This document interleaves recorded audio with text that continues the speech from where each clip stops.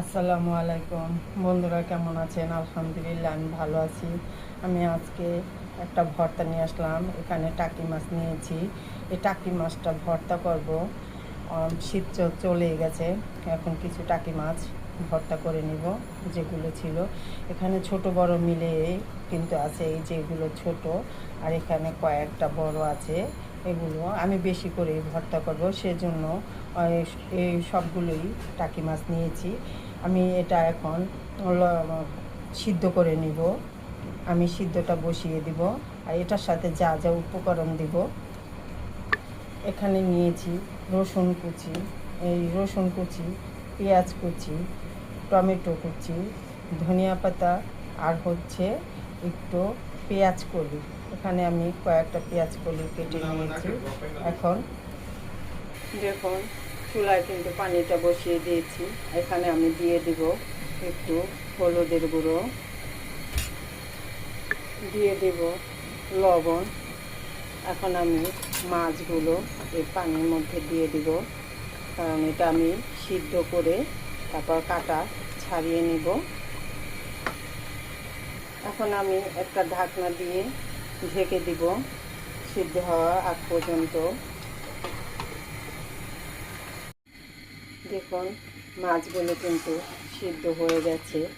মাছ কিন্তু খুব ভালো করে সিদ্ধ করে নিয়েছি। এখন আমি এটা ছাঁকনির ধারা, এটা আমি ছেঁকে ছেঁকে উঠিয়ে নেব।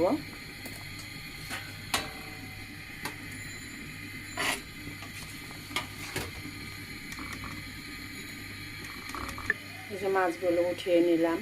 এখন এটা আমি একটু ফ্যানের বাতাসে দিয়ে দিব ঠান্ডা হওয়ার জন্য, কারণ ঠান্ডা হলে বাছতে হবে। দেখুন, মাছগুলো কিন্তু ঠান্ডা হয়ে গেছে। এখন আমি মাছগুলো বেছে নিব। এই এই পিঠের কাঁটাগুলো যদি আমি এইভাবে আলতোভাবে উঠিয়ে নিই, তাহলে কাঁটাগুলো বেশি থাকে না। এইভাবে কাঁটাগুলো আগে উঠিয়ে নিলে খুব সহজেই, আর এ মাছে তেমন কাঁটা থাকে না। দেখুন, পিঠের কাঁটাগুলো যে উঠে গেছে, এইভাবে পিঠের কাঁটাগুলো উঠিয়ে নিলাম। এভাবে মাছগুলো আমি ভালো করে বেছে নেব, যাতে কোনো কাঁটা না থাকে। কিন্তু কাঁটা বাছতে একটু হয়তো বা সমস্যা হয়, কিন্তু ভর্তাটা খেতে কিন্তু খুবই অসাধারণ লাগে। তাই আমি এভাবে মাছের কাঁটাগুলো বেছে নেব। দেখুন, মাছগুলো বেছে নিয়েছি। এখন আমি যেভাবে ভর্তা করব ওইটাই দেখাবো। এখন আমি চুলায় চলে যাচ্ছি। দেখুন, কড়াইটা পরিষ্কার করে ধুয়ে নিয়েছি। এখানে কিন্তু সরিষার তেল ব্যবহার করতে হবে, তাই আমি ভর্তার জন্য সরিষার তেল দিয়ে দিলাম। কারণ সরিষার তেল ছাড়া কিন্তু ভর্তাটা আমার স্বাদ লাগবে না। দেখুন, তেলটা কিন্তু গরম হয়ে গেছে। এখন আমি দিয়ে দিব রসুন কুচি, তার সাথে দিয়ে দিব পেঁয়াজ কুচি। একটু পেঁয়াজগুলো বেশি দিলাম, কারণ ভর্তার মধ্যে পেঁয়াজটাই ভালো লাগে। এখন আমি একটু এটা লাল করে ভেজে নেব। দেখুন, পেঁয়াজটা কিন্তু লাল হয়ে গেছে। এখন আমি দিয়ে দিব মশলা। দেখুন, দিয়ে দিব কিছুটা কাঁচামরিচ, দিয়ে দেবে এখানে একটু মশলা, হলুদ, মরিচ, ধনিয়া, জিরা গুঁড়ো।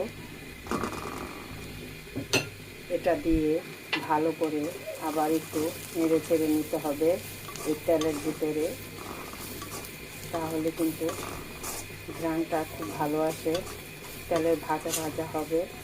এখন আবার একটু পানি দিয়ে কষিয়ে নেব। দিয়ে দিলাম অল্প পরিমাণে একটু পানি। পানিটা দিয়ে মশলাটা কষিয়ে নেব যাতে তেলটা উঠে যায়। দেখুন, মশলা থেকে কিন্তু তেল উঠে গেছে। এখন দিয়ে দিব টমেটো কুচি।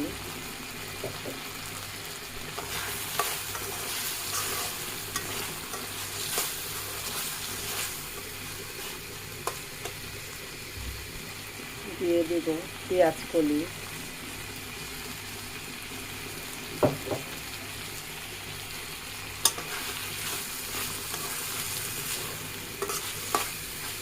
আমি মাছ যখন সিদ্ধ করছি তখন কিন্তু লবণটা দিয়েছি, এখনও কিন্তু একটু সামান্য পরিমাণে লবণ দিয়ে দিলাম।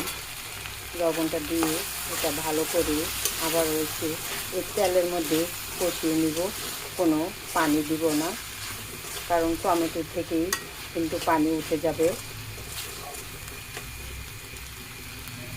দেখুন টমেটোগুলো কিন্তু গলে গেছে, এখন আমি সেই মাছগুলো দিয়ে দিব এর ভিতরে।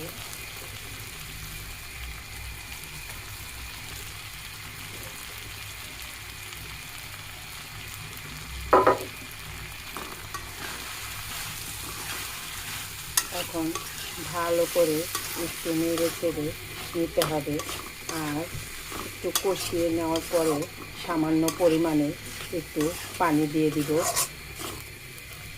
দেখুন একেবারে পরিমাণ মানে সামান্য একটু পানি দিয়ে দিব, এই যতটুকু দিয়েছি ওইটুকু পানি দিয়ে আবার একটু ভালো করে এটাকে ভেজে নেব। অনেক ভাজা ভাজা হলে কিন্তু ভর্তাটা খেতে খুবই মজা লাগে। দেখুন এমনি কোনো পানি দেখা যাচ্ছে না। এখন আমি একটু ঢেকে রেখে দিব। দেখুন ভর্তাটা কিন্তু হয়ে গেছে, এখন দিয়ে দিব ধনিয়া পাতা। আর ভর্তার মধ্যে ধনিয়া পাতাটা না দিলে কিন্তু ভালো লাগে না, তাই আমি একটু ধনিয়া পাতা বেশি করে দিয়ে দিলাম। এখন ভালো করে নেড়ে চেড়ে নেব আরও 1 মিনিট থেকে 1 থেকে 1.5 মিনিট 2 মিনিট পর্যন্ত। দেখুন ভর্তাটা কিন্তু হয়ে গেছে, কত সুন্দর দেখাচ্ছে আর লোভনীয়। ভর্তার প্রেমিক যারা, তারা কিন্তু এই ভর্তাটা অনেক পছন্দ করে, আর তারা ভর্তা দিয়ে ভাতটা খেতে পারে। এখন আমি এটা নামিয়ে নিব। দেখুন বন্ধুরা ভর্তাটা কিন্তু হয়ে গেছে, আর কতটা লোভনীয় দেখাচ্ছে। বন্ধুরা যারা ভর্তার পছন্দ করেন তারা একটু কমেন্ট করে বলবেন যে কেমন হয়েছে। যদি ভিডিওটা ভালো লাগে একটা লাইক শেয়ার কমেন্ট করবেন, কমেন্ট করে জানাবেন। এবং নতুন নতুন বন্ধুরা যারা দেখবেন ভিডিওটি দেখে সাবস্ক্রাইব করে দিবেন, আমার চ্যানেলটি সাবস্ক্রাইব করে দিবেন এবং আমার পাশে থাকবেন। আল্লাহ হাফেজ।